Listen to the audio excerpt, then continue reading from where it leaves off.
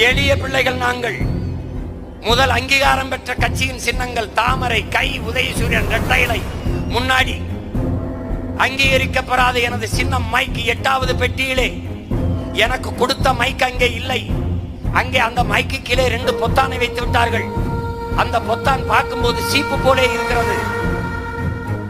அதை தேடி இந்திய நாட்டை யார் ஆள்வது, ஐயா மோடியா, அருமை சகோதரர் ராகுலா என்பதுதான் போட்டி.